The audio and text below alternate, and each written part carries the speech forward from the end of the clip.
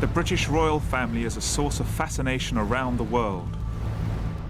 2 days have shaped our perception of the modern monarchy: the coronation of Elizabeth II and the death of Princess Diana, defining moments separated by just 44 years.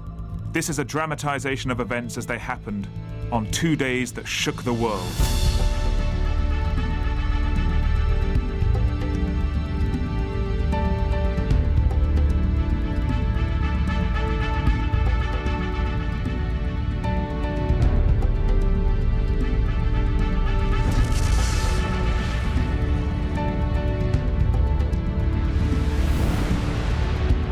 It's June the 2nd, 1953. In England, James Watson and Francis Crick have discovered the structure of DNA.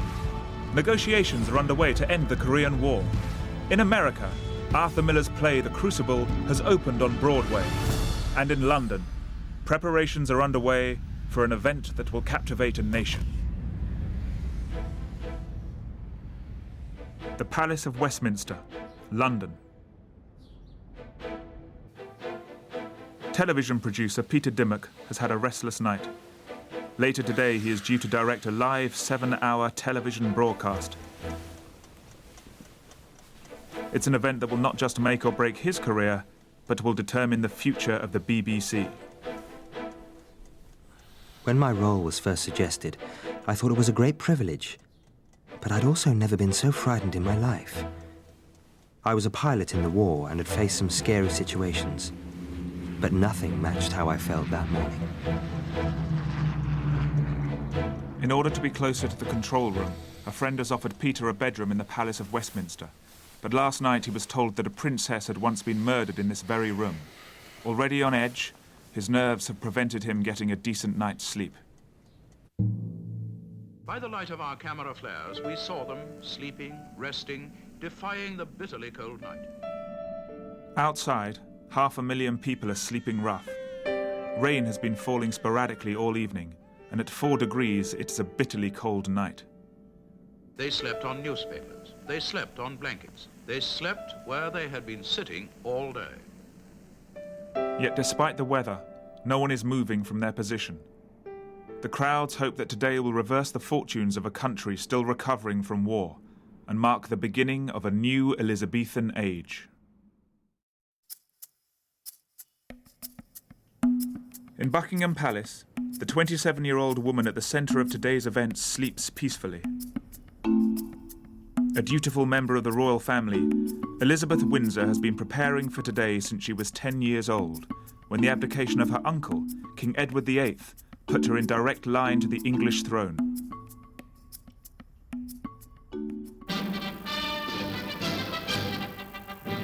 This destiny was sealed 16 months ago during a Commonwealth tour with her husband. Less than 3 months after returning from their Canadian tour, Princess Elizabeth and the Duke of Edinburgh set off on another Commonwealth journey. It was a trip the precarious health of her father, King George VI, prevented him from taking. A lifelong smoker, he'd been diagnosed with cancer and had barely recovered from an operation to remove one of his lungs. For Princess Elizabeth, the tour began well. After their official engagements, the couple went on safari in Kenya, the princess taking several feet of film with her new Cinecam.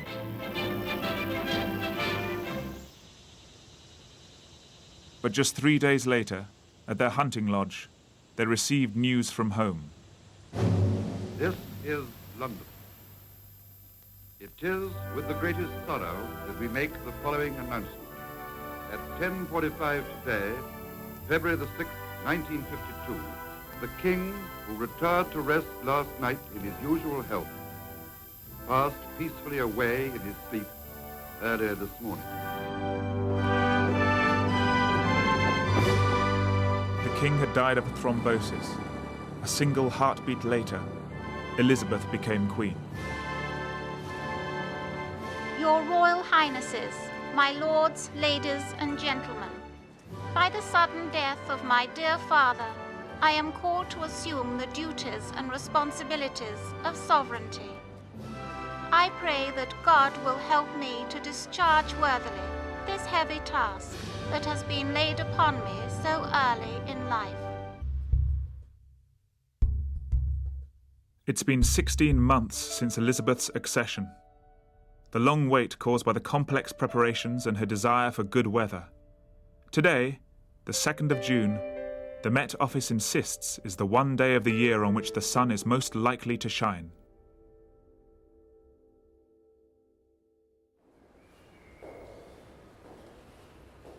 The crown jewels are already at the Abbey, transported under armed guard yesterday. Elizabeth was expected to wear the lighter imperial state crown. Designed and made for the 18-year-old Queen Victoria, the crown is priceless, set with 2,700 diamonds and 4 pearls worn as earrings by Elizabeth I.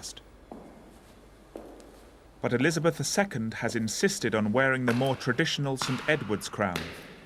Made in 1661 and weighing half a stone, it had fallen out of use.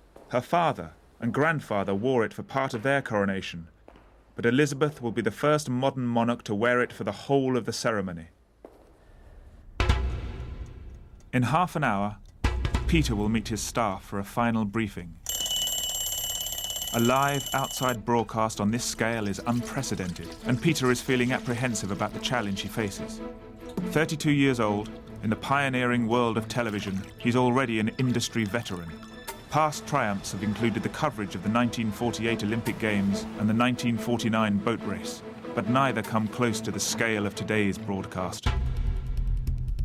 Every camera the BBC owns has been pressed into commission.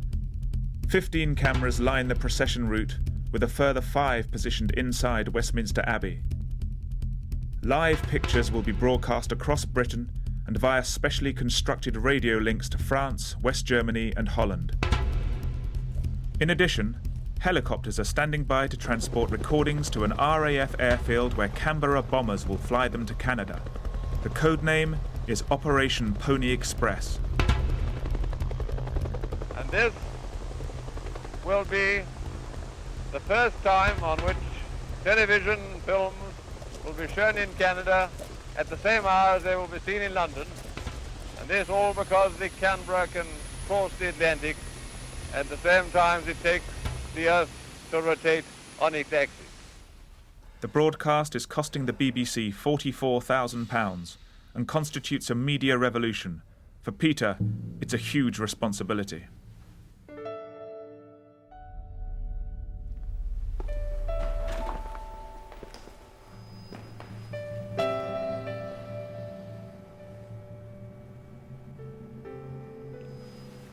Peter must now concentrate on his far larger television audience.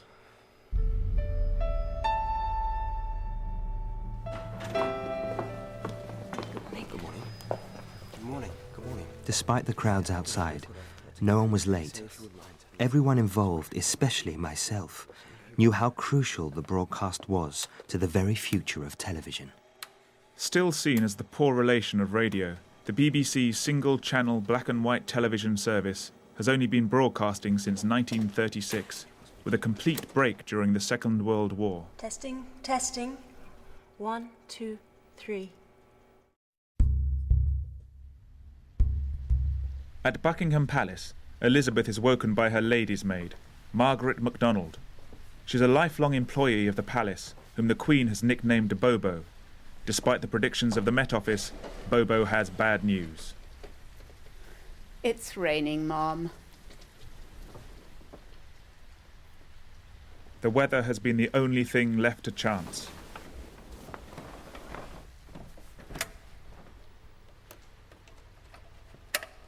Over the past 18 months, the conscientious Elizabeth has rehearsed every aspect of the 2.5-hour ceremony, The king goes to using recordings of her father's coronation as a guide. Where Handel's anthem, Zadok the priest is sung. She strongly believes that it's her duty to preserve the traditions and sacred rights of the monarchy, and is anxious to ensure the correct execution of every detail.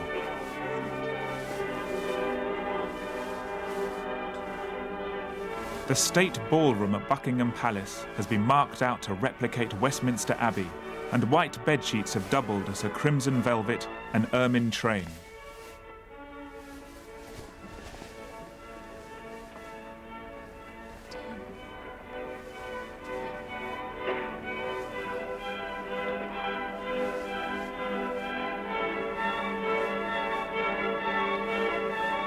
But it's not just the Queen who's been hard at work. The West End of London has also undergone a huge transformation. 3 60-foot ornamental arches have been erected over the Mall, along with stands to seat 100,000 people.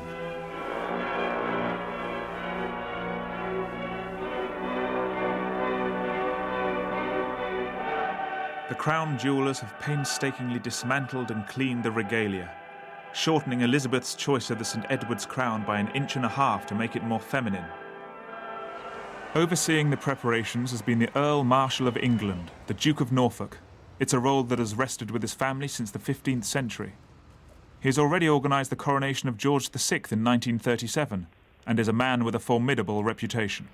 I don't want you to ask me all the details of this, that, and the other, because they haven't been arranged, and I've told you, after all, what you really want to know.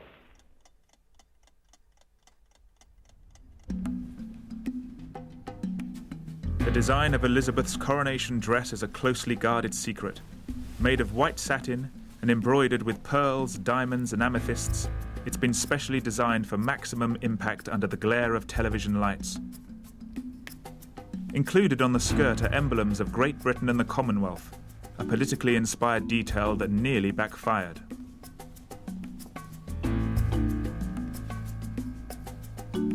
The designs were begun last October by the Queen's dressmaker Norman Hartnell.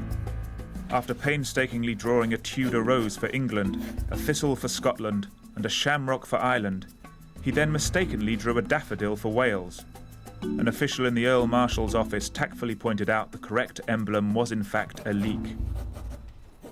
The leek, I agreed, was a most admirable vegetable, full of heraldic significance and doubtless of health-giving properties, but scarcely noted for its beauty. Could he not possibly permit me to use the more graceful daffodil instead? When palace officials insisted he use a leek, the stress of the last few weeks finally overwhelmed him. He suffered a nervous breakdown and retired to the country. My enthusiasm blunted. I went down to Windsor greatly depressed. I went out to the vegetable garden, pulled up a leek, and suddenly remembered the cap badge of the Welsh Guards. Perhaps, after all, something could be done with it.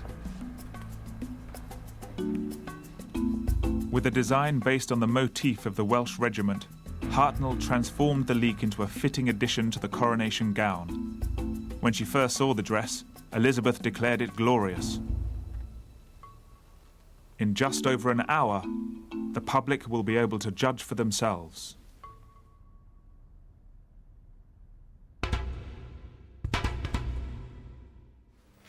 It's an hour before the service is due to begin, and Peter Dimmock is preparing to direct the 5 cameras inside the Abbey. Already responsible for planning much of today's broadcast, he will leave others to film the procession to and from Buckingham Palace. Instead, he will concentrate on the coronation ceremony.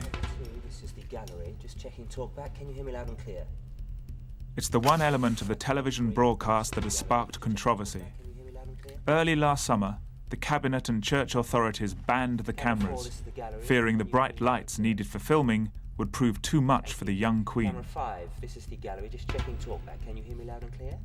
The view was that most of the distinguished guests would not have good views of the ceremony, so why should the ordinary people at home?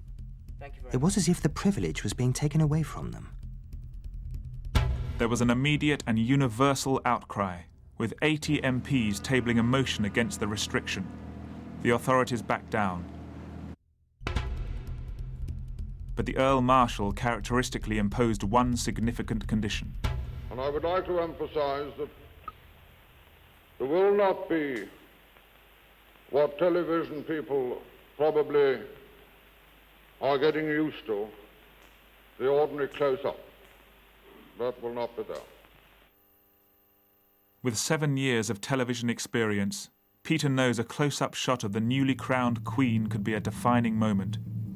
He must decide whether to risk the displeasure of the palace, ignore the ban, and take the shot. The 7-hour live broadcast begins. It's surely the greatest moment in television history, as we take you now into the heart of London to witness these memorable events. While Peter prepares the cameras inside the Abbey, the first to broadcast are the cameras next to Buckingham Palace, with commentary provided by Barclay Smith. Good morning, but not quite the morning we'd hoped for. There's a threat of rain from a dull, overcast sky. Inside the palace, Elizabeth and Prince Philip wait for their coach to arrive. If they fail to leave precisely on time, the meticulous planning will all be for nothing. The crown jewels are taken from the Abbey's Jerusalem chambers to the main hall, ready for the ceremony. In the annex outside the Abbey, a journalist from the Daily Mirror is waiting for the royal party to arrive. Audrey Whiting is the paper's Paris correspondent. But today she has been asked to cover the coronation.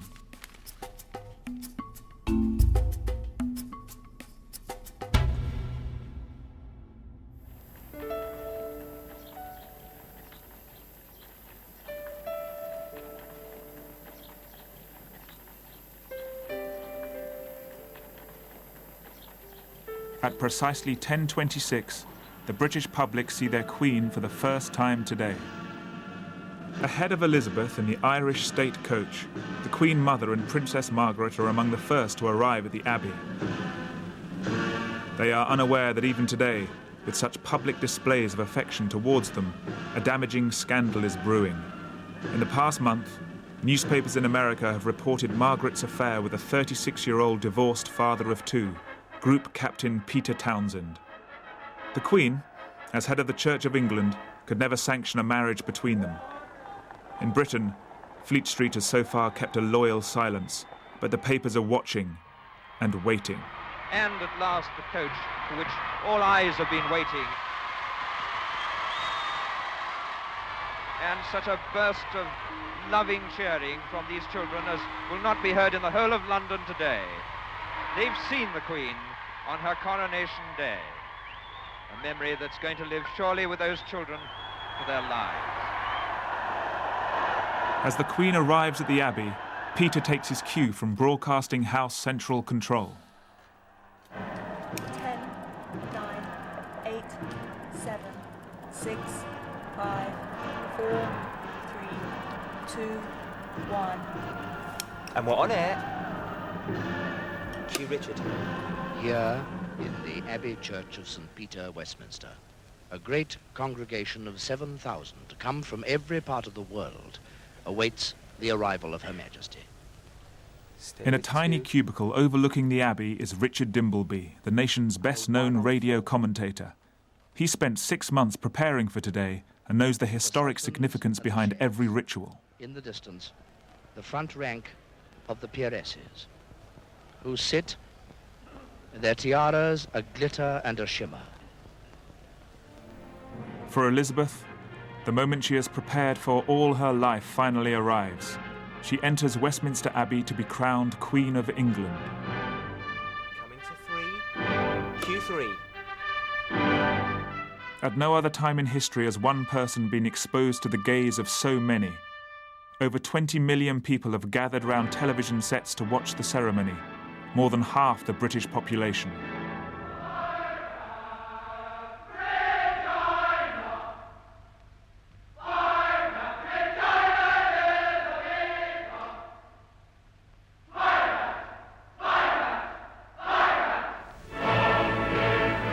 At her father's coronation, there had been numerous errors. The prelates nearly tripped him up, and the Archbishop had put the crown on the wrong way round. The Dean of Westminster, helped by the Mistress of the Robes, puts upon the Queen the Colobium Sindonis, which, translated, means the little gown of linen. But Elizabeth's rehearsals pay off. During the 2.5-hour ceremony, she forgets just one curtsy. As she takes her place in King Edward's chair for the crowning, her son, 4-year-old Prince Charles, is brought into the royal box. One day, he too may face such a moment. The moment of the Queen's crowning is come.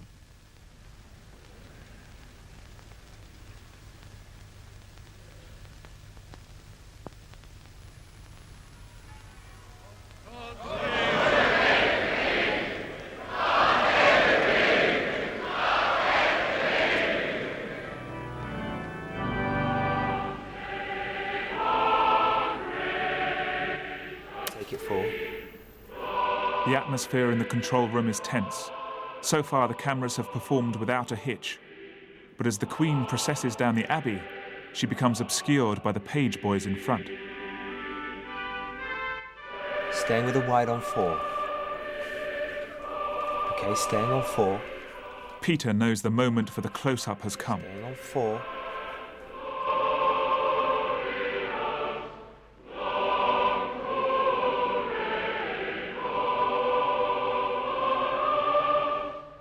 Okay, 2, give me a close-up on 2.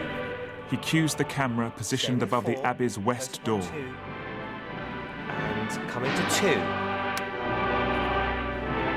The face of Hold the that Queen close-up on fills 2. the frame. Hold it.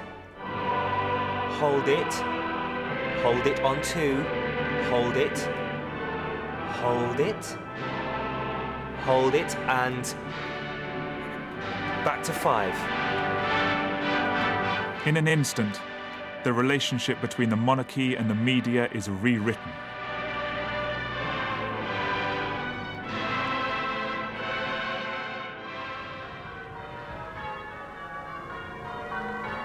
In the annex outside the Abbey, Daily Mirror journalist Audrey Whiting has been waiting for the service to end.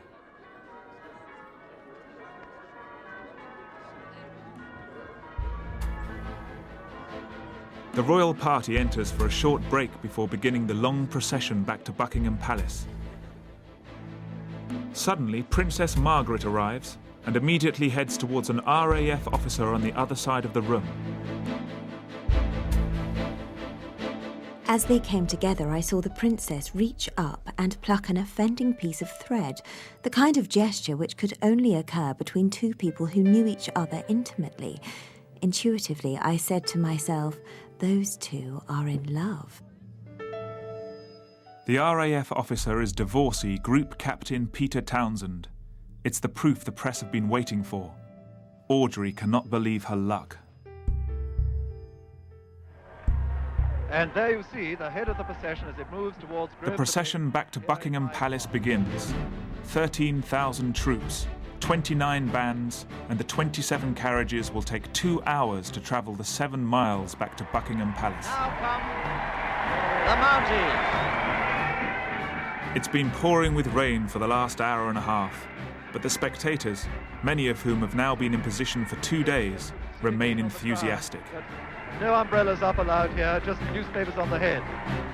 7 of the carriages are props from a film set donated by director Alexander Korda after the Royal Muse discovered there weren't enough.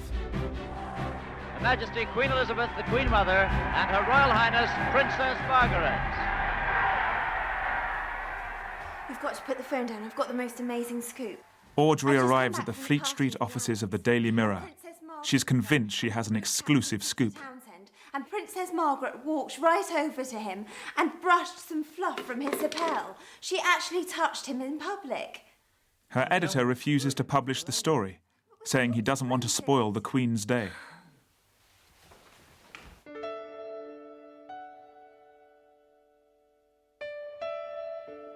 Peter Dimmock's role in today's events is over, but he's anxious about tomorrow's press reviews. His worries are proved unfounded. The broadcast is hailed as a resounding success, and Peter will go on to become the BBC's head of television outside broadcasts. 12 days later, the Daily Mirror's rival newspaper, The People, breaks the news of Princess Margaret's love affair with Peter Townsend. It marks the beginning of a more candid approach to royal reporting. Margaret will fail to win the approval of the cabinet to marry Townsend. Instead, in 1960, she weds photographer Anthony Armstrong Jones, retaining her title and place on the civil list. The executive producer of the television broadcast is Peter Dimmock. So, with this Coronation Day begins a new chapter in the long pageant of British history. Queen Elizabeth will enjoy a long and successful reign, although she will later face criticism for her formal and unemotional style. As society no longer finds it acceptable to automatically defer to the monarchy, the press begin to pay less heed to royal protocol. 44 years later, this trend will reach its tragic climax.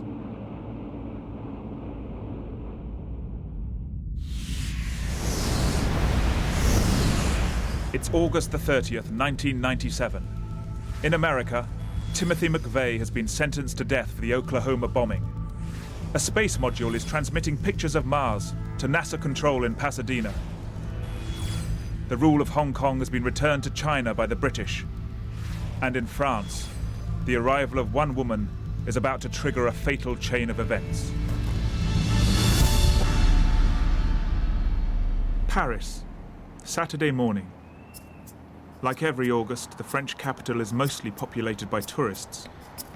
Its residents are on holiday, seeking relief from the heat of the city.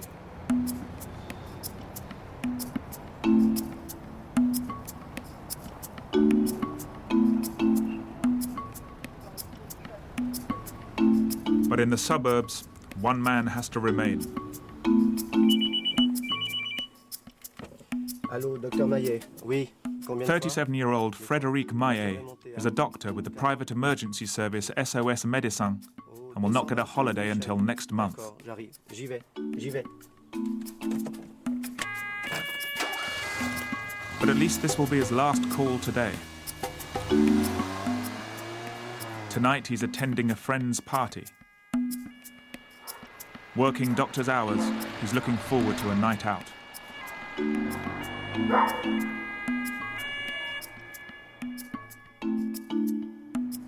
Le Bourget Airport. 3 discrete runways in a suburb 10 miles north of Paris, catering for the city's social and financial elite. The staff are used to famous passengers, but they are not expecting anyone today. Only the arrival of a motorbike indicates someone famous might be due to arrive. Acting on a tip-off from a colleague in Italy, the motorbike passenger is Romuald Ra, a photographer with a respected Gamma agency. Founded in the 60s, Gamma made its name with images of civil unrest in political hotspots like Prague and Vietnam. But recently, many picture agencies have been forced to focus more on celebrity photos. Like many French paparazzi, Ra follows his subjects by motorbike.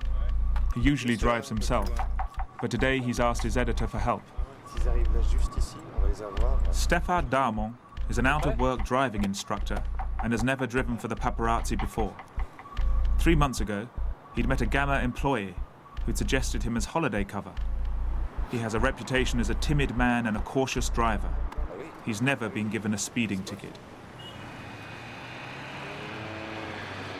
Of course, I am not some sort of innocent. I was helping the guy to get his pictures, but I had no idea what I was getting into. It is another world. These guys are ready to do anything for a picture. L'avion, là, il arrive.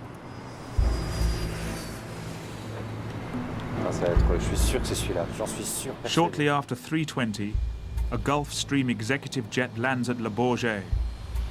It seems that Ra's tip-off was spot on. Among the passengers is the most famous woman in the world. Tu vois, cet avion. C'est tout à fait son genre d'avion. Regarde, ils ouvrent la porte là. Oui, c'est eux, je te l'avais dit, c'est ça. Princess Diana is spending one night in Paris before returning home to see her sons William and Harry for the last week of the school holidays. For the last 10 days, she's been on board the luxury yacht, the Jonicle, owned by Egyptian multimillionaire Mohammed Al Fayed. During the summer, his son, Dodi, has become her new lover. Accompanying them has been the world's media. It's something Diana has lived with since she was 19, when her relationship with Prince Charles first became public. While she welcomes the publicity for her charity work, she finds the constant intrusion into her private life more difficult to tolerate. A normal day would be followed by 4 cars. A normal day would come back to my car and find 6 freelance photographers jumping around me. They've decided that I'm still a project after 15, 16 years that sells well. A month ago, the Sunday Mirror paid an unprecedented £250,000 to be the first to publish an image of Diana and Dodi kissing. This one picture would earn Italian photographer Mario Brenner an estimated $2 million. Ra was also in Saint-Tropez at the time, but failed to get a photo of the couple. Today, he's not going to make the same mistake.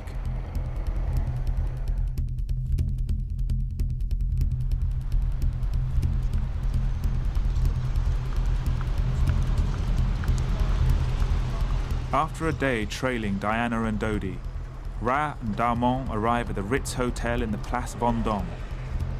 Now owned by Mohammed El Fayed, the hotel is a favoured haunt for the world's rich and famous.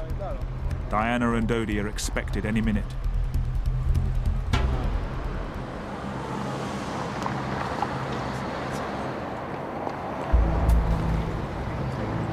At just after 10 to 10, the Ritz Hotel security cameras capture Diana and Dodi arriving.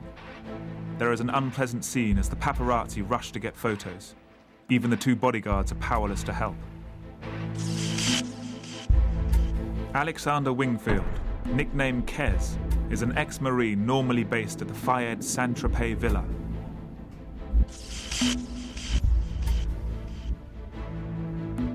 Trevor Rhys-Jones, a former British paratrooper, is Dodi's personal bodyguard. Throughout the last 2 weeks, Dodi has consistently failed to give the bodyguards advance warning of his plans. How did this fiasco happen? Why wasn't the reception arranged? You never told us where we were going. If you had done, we would have been able to phone ahead and get things sorted out. Trevor Rhys-Jones is near to breaking point. Come on, it's the last day. Let's just get it done. Come on.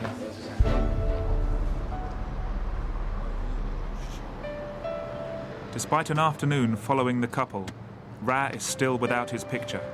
Diana and Dodi left the car separately, an established trick to foil the paparazzi.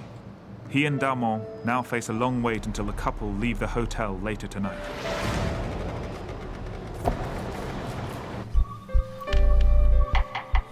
The Ritz security camera captures a black Mini arriving at the front entrance. Henri Paul is deputy head of security at the hotel and is highly prized for his loyalty and discretion. Staff call him the eyes and ears of the boss, the hotel's president, Frank Klein. Oh, we shouldn't be here because Mr. Klein won't like it. I couldn't give a toss because I work for Mr. Fayed and no one else. He's meant to be off duty, but earlier he asked the night security manager to call him if Diana and Dodi reappeared at the hotel. So what you been doing? Trevor has met Henri Paul before and has little time for him. You've been keeping busy. Neither of the bodyguards are fond of his cigars. What's that you're smoking? It smells awful. I'm trying to eat my sandwich. Do you mind?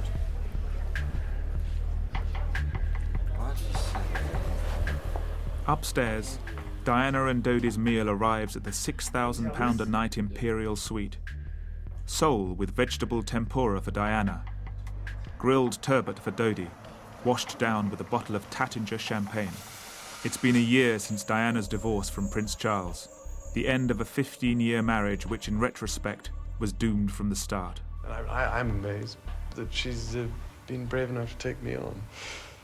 And I suppose in love. Of course. Whatever in love means. Yes.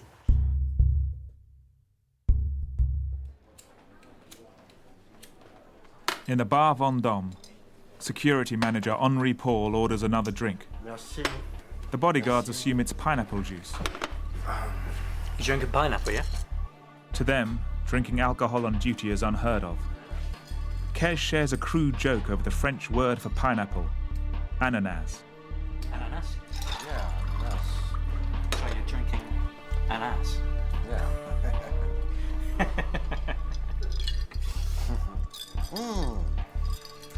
Good ass, yeah? Yeah. In fact, Henri Paul is drinking Ricard, an aniseed aperitif popular in France. Only the barman, Alain Viomez, later claims to notice the effect it's having on him.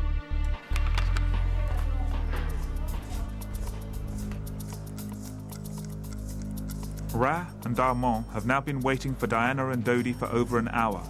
Suddenly, Henri Paul emerges from the hotel entrance and approaches them. Hey les gars, vous attendez Lady Di et Dodi? fait des heures. Faut attendre, peut-être 5, peut-être 10 minutes. Ah, voilà. Darmon, a novice in such situations, finds his behavior strange. Henri Paul began playing games with us, saying they would be out in 10 minutes, then 5. We are going out at the back of the hotel. Henri Paul has now been told Dodi no longer wants to leave in a chauffeur-driven car from the front of the hotel. Instead, he wants Henri to drive him and Diana from the back entrance to try and shake off the paparazzi. The bodyguards are finally told of Dodi's plan by Henri Paul. While he will drive the couple from the hotel's back entrance, Dodi wants Kez and Trevor to leave in a decoy car from the front. No chances of leaving without a bodyguard. That's just ridiculous. This contravenes all their security training. Henri Paul is neither a bodyguard nor a chauffeur, and this plan will leave Diana and Dodi without a backup vehicle. No way in a million years it will be without me. I'll be coming if we go with this. But Henri Paul tells them that the plan has been agreed by their boss, Mohammed El Fayed. Fayed will later claim that he told Dodi not to play any tricks and to be nice to the paparazzi. But right now, the bodyguards are powerless to argue.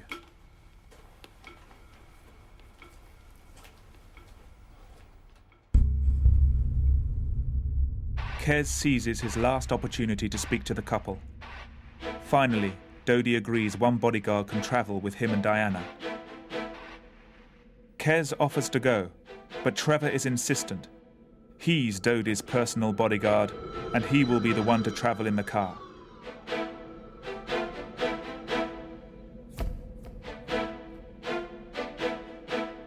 Henri Paul stays with Diana and Dodi in the service corridor while Trevor checks outside. Some photographers are waiting, their suspicions aroused by Henri Paul's earlier taunts. Dodi's plan is a failure from the start.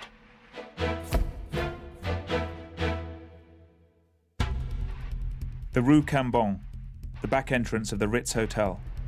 Tests will later reveal Henri Paul has drunk more than 3 times the legal alcohol limit and has taken both an antidepressant and a tranquilizer. The Mercedes S280 has been hired at the last minute and doesn't have tinted windows. As the car door closes, a paparazzo moves in. He takes what will be one of the last photos of Diana and Dodi alive.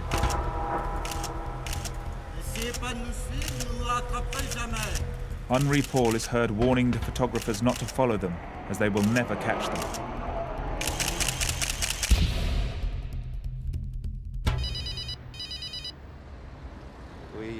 Oui, Stéphane. Quoi? Ra gets a tip-off that Diana and Dodi have left from the rear of the hotel.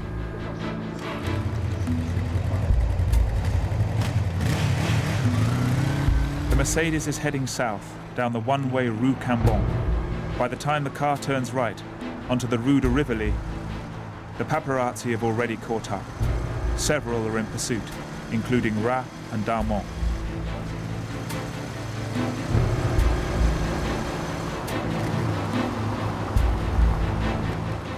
At the Place de la Concorde, Henri Paul is forced to stop at a red light. He now faces a dilemma. The most direct route to Dodi's apartment is right, down the Champs-Élysées. But in a car without tinted windows, the avenue's many sets of traffic lights will offer too many photo opportunities. As Ra tries to contact a colleague to let him know where they are, Henri Paul makes his decision. Instead of turning right, he drives straight on, taking a longer route along the River Seine.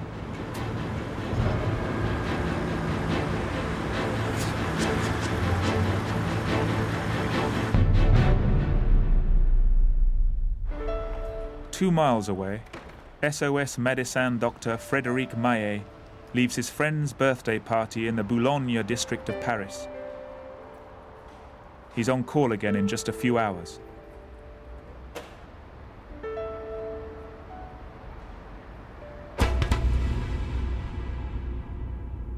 As Henri Paul turns right onto the Cours Lorraine, Ra and Darmon are the first to follow the Mercedes. Once it had turned into the dual carriageway, it just took off, almost supersonic. The speed limit in central Paris is 50 kilometers an hour. By accelerating to over 100 kilometers an hour, Henri Paul easily outpaces the paparazzi. The car goes through the first of two tunnels, under the Pont Alexandre III.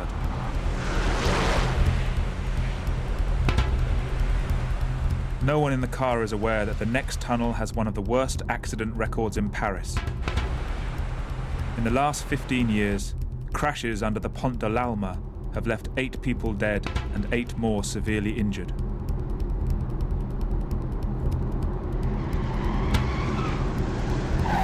In the right-hand lane is a white Fiat Uno.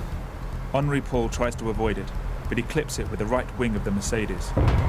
As the Mercedes goes over the notorious hump at the entrance to the tunnel, Henri Paul loses control. Losing it! You're losing it! Slow down!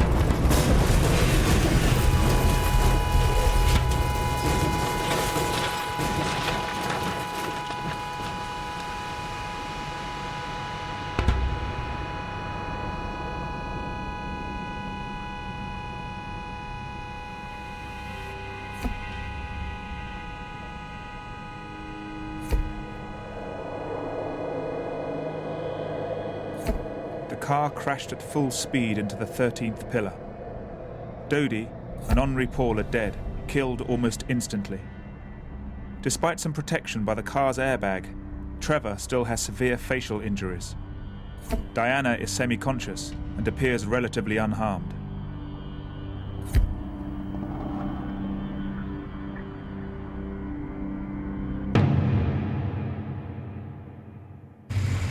"30 seconds later, Rat and Darmon are the first to arrive. At that very moment, I was shocked because it wasn't a nice sight. I walked back for a few seconds. His actions will later cause worldwide revulsion. Whilst running towards the car, I had taken 2 photos. I took a third when I walked back after seeing Al-Fayed in the car. All this lasted less than about 10 seconds.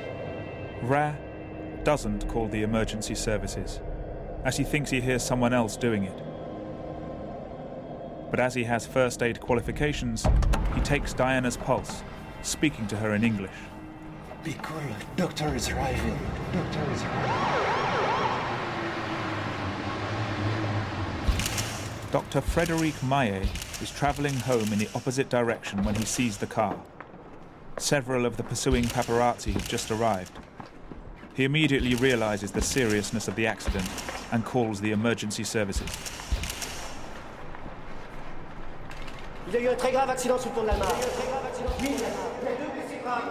There was a smell of blood, fuel, and burning.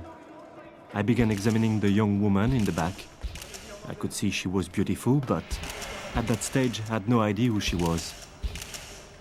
Dr. Maillet is aware of the photographers, but they don't get in the way. As the woman has no obvious severe external injuries, Dr. Maillet thinks she has a good chance of survival. When the emergency services arrive, he continues his journey home.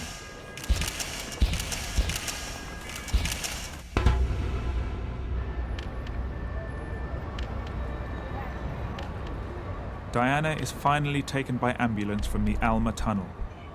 Doctors have spent almost an hour at the scene trying to stabilize her. This is the normal procedure in France. Her condition is far more serious than Dr. Maillet realized. She has severe internal hemorrhaging and suffers a heart attack.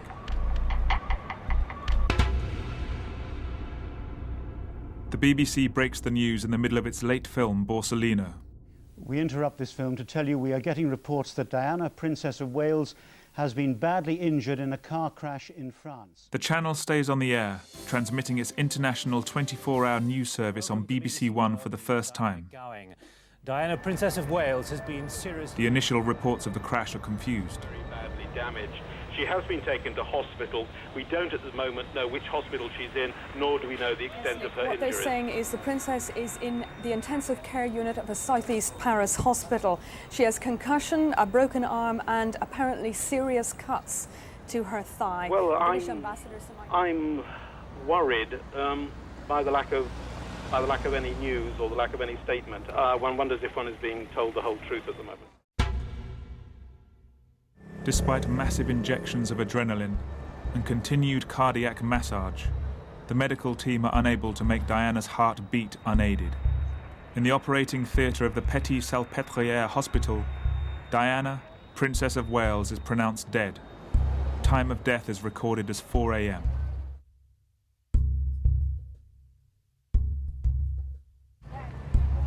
Ra and Darmon are arrested, along with 5 other members of the paparazzi. They are charged with involuntary manslaughter and failing to help at the scene of an accident under France's Good Samaritan law. Their cameras, film, and motorbikes are all confiscated. In a rare show of restraint, picture editors who have learnt of Diana's death are beginning to decline the photographs of the accident that have made it onto the wires.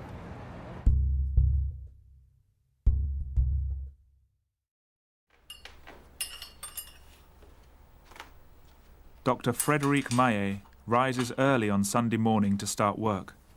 He is totally unaware of the news events that have unfolded overnight. Madame, Monsieur, bonjour. La princesse de Galles, Lady Di, est morte cette nuit à Paris dans un accident de voiture. Elle se trouvait. He discovers the woman he treated last night in the Alma tunnel was Diana, Princess of Wales, and that she has died, despite his initial optimistic prognosis. During the next few days, he will be besieged by journalists offering huge sums of money for Diana's last words. I began to feel a little as she must have felt. I could not go anywhere without being followed, pestered and bullied. You get very paranoid indeed.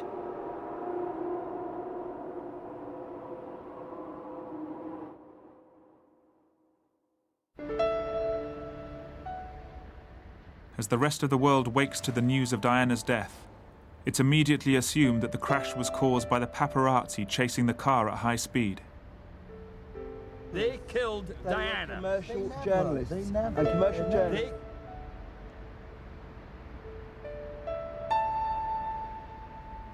It's my fault. It's the public's fault. It's It's not the public's fault. It's an accident, you know. It would appear that every proprietor and editor of every publication that has paid for intrusive and exploitative photographs of her, encouraging greedy and ruthless individuals to risk everything in pursuit of Diana's image, has blood on his hands today.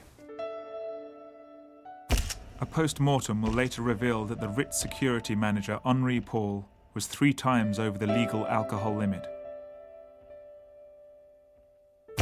Romuald Ra, Stéphane Darmon, and the remaining paparazzi are eventually cleared of all charges. Ra's photographs of the crash are never published. Despite a nationwide search, the white Fiat Uno is never found. The only man able to shed light on exactly what happened during the 3-minute car journey from the Ritz to the Alma tunnel is the sole survivor, bodyguard Trevor Rees-Jones. He will recover from his injuries, but his memory will remain blank from the moment he stepped into the car. In June 1953, television had ignited the nation's enchantment with its new monarch. Today, August the 31st, 1997, media intrusion is blamed for killing the nation's Queen of Hearts.